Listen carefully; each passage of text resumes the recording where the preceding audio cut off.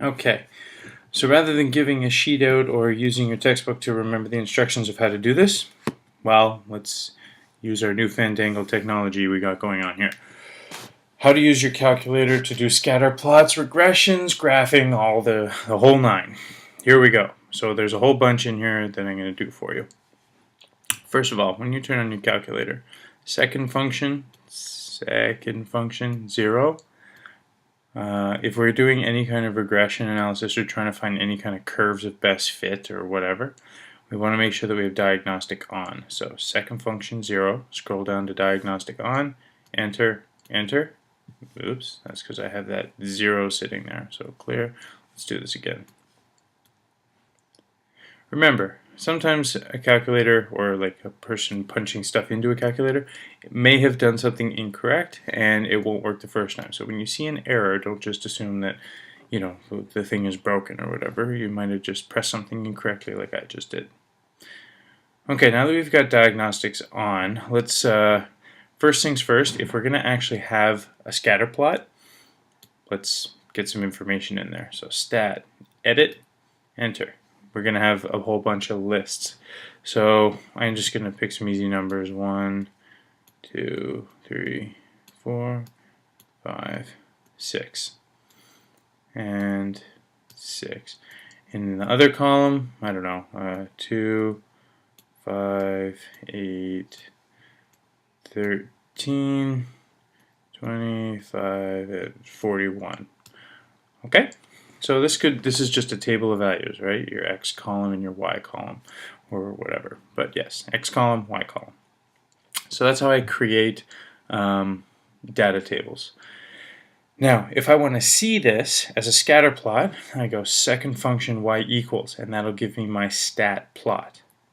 Okay? I want to select plot number 1. I want to make sure it's on.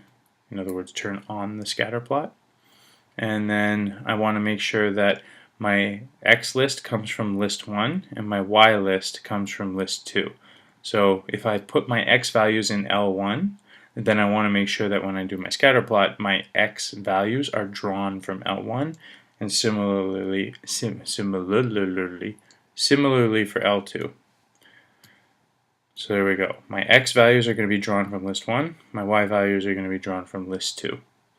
And then once I have it turned on and those are okay and I'm checked, I hit graph. Now, some of you, depending on what your data is, you might not see any dots and freak out. When you scatter plot, if you don't see anything or if you don't see all of them, you press zoom, and you can press zoom 9, but if you go down to 9, what you're actually telling the calculator to do is zoom stat. In other words, zoom in or out so that you actually see your stat plot. So zoom 9 will zoom out or zoom in your calculator and scale it appropriately so that you can see all of your data points like I've got there. Now, that's a pretty nice scatter plot, right? And it's, we can look at it and have a visually kind of have a curve of best fit and all is well. So now what can I actually do with this sort of thing now that I've actually got my scatter or my data in my list? Well, I can do various regressions. In other words, different curves of best fit. And what you do is you go over to your stat, calc, and then calc menu. And you go down to either linreg, quadreg, cubic reg, quartic reg. You don't know what those are, you don't know what ln is. Or exponential regression or power regression and all kinds of stuff. So let's do let's do quadreg just for argument's sake. So I can do two things. I can either go quadreg, enter, and it gives me the equation of best fit. So this parabola is modeled by 1.8x squared minus 5.2 plus 6.5. And that's my quadratic equation in standard form. Now, r squared, what that thing tells me is how well my curve, this equation, this parabola, how well does it actually line up with my data points. And the way you read it is anything close to 1, so 0.992 is pretty darn close. Anything close to 1 or negative 1 is really good. If you have something like 0.75, it's not as strong. So that's one thing we can do with regression, is we can just get the equation of best fit.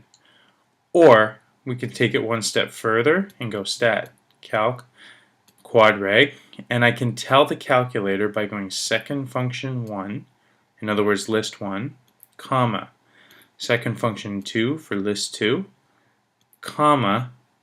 Now, before I finish, what I'm doing is I'm going to tell the calculator to do the quadratic regression that it just did before and calculate the equation of best fit, but it's going to use L1 and L2, do a regression, and if I click vars, go over to yvars and press 1 for function and 1 again for y1, I'm telling the calculator to do a quadratic regression with the information from L1 and L2, and then finally I'm going to ask the calculator to store it in y1 of my equation editor, and I'll show you where that pops up. So once I hit enter, there's my equation again that I got just like before. There's my r squared value telling me it's pretty good. However, the only difference, the calculator has put that equation in here for me. Now I don't have to write it down and worry about keeping decimal places and rounding and then have to copy it in myself. I can just tell the calculator to do it.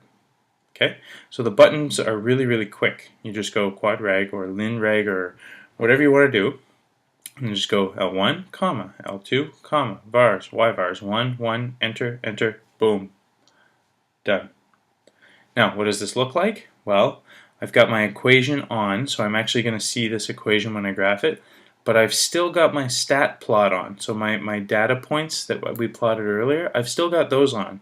So when I graph both of them together, I actually get my scatter plot that I plotted before, but I'm also going to get the curve of best fit. So now I can actually see just how good that fit is, and it doesn't look too bad. That's pretty good. And that is that particular procedure. So I guess I'll call this, here is how you do scatter plots and lines of best fit, or regressions. Now, this is for a TI-83 or TI-83 plus. So for some of you, when you do your regressions, you'll see something like that. Oops, that's one of our stats. You'll see something like this where it just gives you a line. However, some of you who have a TI-84 or 84 plus or whatever the new models are, I don't know, some of you have a different model where instead of seeing this window, you'll see something that looks more like this window. It's the same idea, right? Except when you decide, if you're just doing a regression, a quadrag, you'll see quadrag sort of in bold up here, written up here, and you're going to have X list. This is probably going to say L1 here. In other words, the calculator is going to make your regression for you using the information from those two lists, and then you go enter, enter, enter, and you go down to calculate, and that's the equivalent of if you just had this and pressed enter. Okay, so this is what your window might look like depending on your model of calculator. Now, if you wanted to do this thing, the L1, L2, you're kind of ahead of the game already. You're just putting your L1 and your L2 in here instead. Now, instead of going comma vars, yvars, 1, 1 to get this set up, the y1 goes in here where it says store the regression equation. So this is where you're going to put the y1.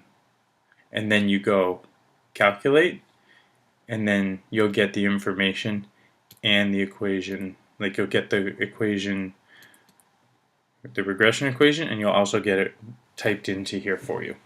So depending on your model, you'll get one of two windows. So I guess that's that. So that's how you do the regression analysis, and the curve of best fit, and plotting it all together if you wanted, using your graphing calculator. Goodbye.